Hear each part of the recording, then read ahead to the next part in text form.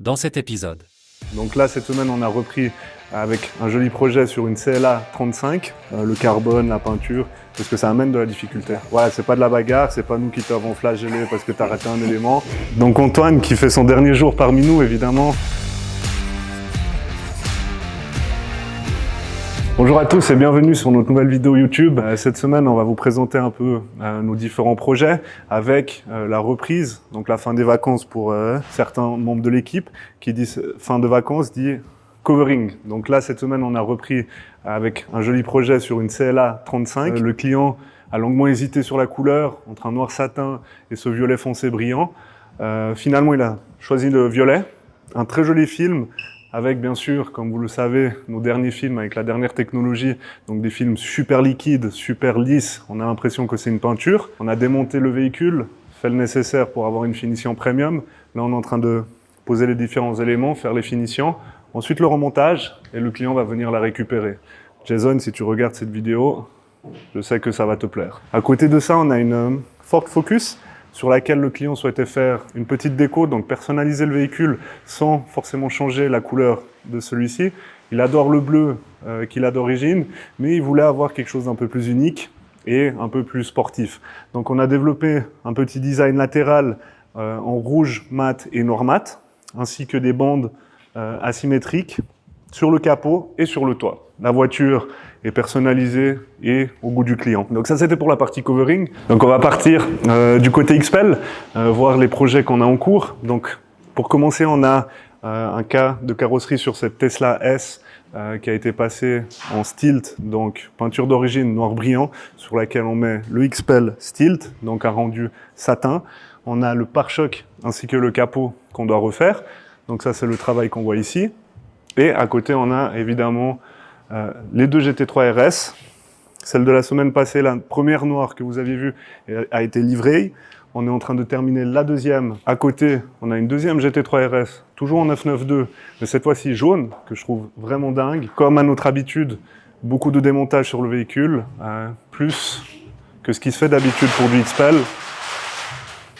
Donc ça va être surtout pour des meilleures finitions. Vous le connaissez, on cherche des finitions premium, on cherche à aller plus loin avec le film, toujours en maîtrisant les déformations.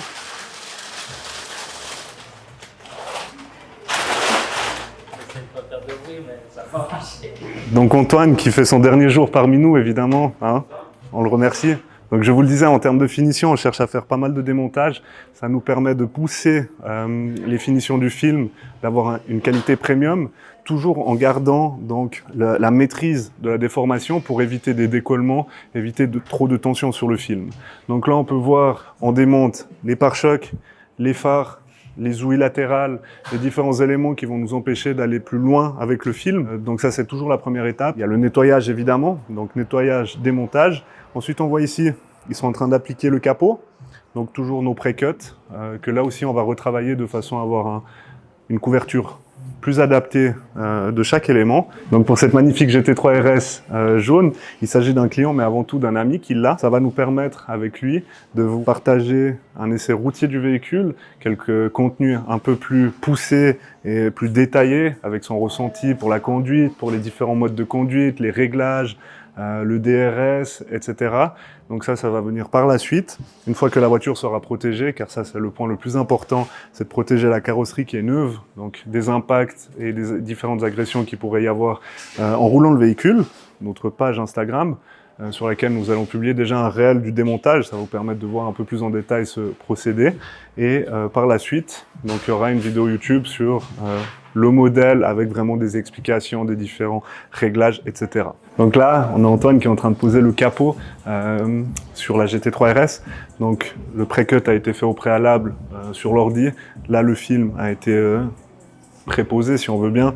Il est en train de faire les placements. Donc on va le rejoindre pour pouvoir voir avec lui un peu quel est le procédé, voir en détail ce qu'il est en train de faire, comment il le fait, quelles sont les difficultés de la voiture. Antoine, tu es en train de poser le capot. Peut-être juste un mot pour nos internautes. Les balafres que tu as sur toi, c'est pas de la bagarre. Voilà, c'est pas de la bagarre, c'est pas nous qui t'avons flagellé parce que tu as raté un élément. c'est juste pas très bon en vélo, t'es tombé, c'est ça? Voilà, exactement. Okay. Donc là, tu es en train de poser le capot. Quelle est la difficulté de ce capot, par exemple? Est-ce qu'il est plus dur ou plus facile qu'un capot standard? Parce qu'on aurait tendance à se dire, avec les entrées d'air, le carbone, la peinture, est-ce que ça amène de la difficulté? Alors, moi, je dirais pas qu'il est facile ni difficile. C'est vrai qu'il a une certaine complexité parce qu'il y a pas mal de zones de placement entre les ailettes ici et les enfoncements. Donc, quand tu dis placement, c'est qu'en fait, une fois que le pré-cut est fait, oui, c'est d'arriver au bon endroit avec le film, c'est ça? Exactement. Okay. C'est la façon de poser qui va définir aussi où tu vas arriver avec ton film. Exact. En fonction de comment tu vas stretcher, de où tu vas l'amener, puissance que tu vas mettre sur le geste, etc. C'est ça? Exactement. On voit qu'il n'est pas encore figé. Ça, c'est ce qui te permet justement de pouvoir adapter un peu la position du film, c'est ça? Alors, selon les techniques de chacun, moi, la mienne, c'est un petit peu d'humidifier un petit peu plus, de mettre un peu plus de savon.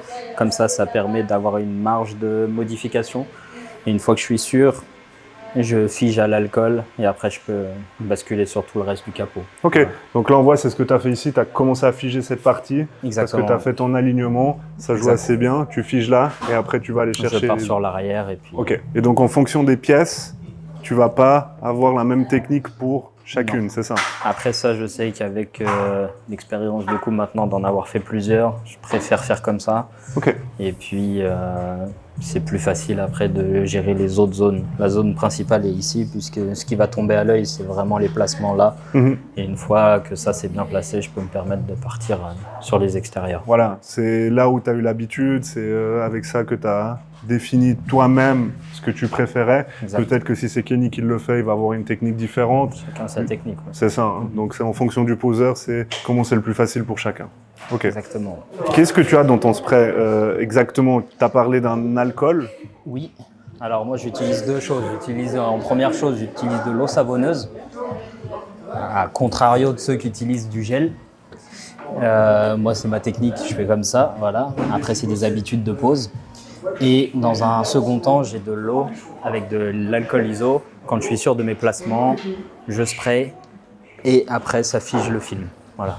Et tu utilises une spatule, c'est aussi quelque chose qui est défini. Alors là, elle est jaune sur une voiture jaune, mais c'est pas la couleur qui... Hein? Exactement, c'est juste pour le look. Non, c'est pas vrai du tout. C'est juste que celle-ci, elle est beaucoup plus souple. Et c'est une question de feeling en fait. Après, je pourrais utiliser d'autres spatules qui sont dans mon seau actuellement.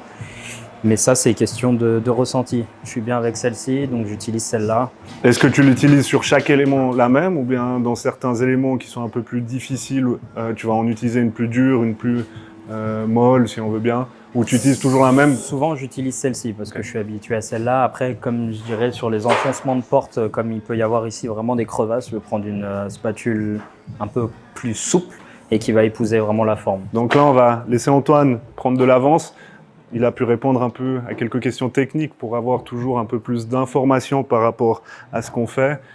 Car c'est vrai que nous qui avons l'habitude, c'est un peu plus simple, mais pour vous qui n'êtes pas dans le domaine, ça vous permet de découvrir vraiment les aspects les plus techniques de la pose. Donc on va les laisser travailler. Kenny lui est sur le remontage, Hugo sur la Tesla, Antoine sur la GT3. Moi j'espère que cette vidéo vous aura bien plu, que vous avez pu découvrir un peu plus en détail les aspects techniques du XPEL. N'oubliez pas de vous abonner, de liker et de commenter la vidéo. Et je vous dis à la semaine prochaine pour la suivante. Ciao!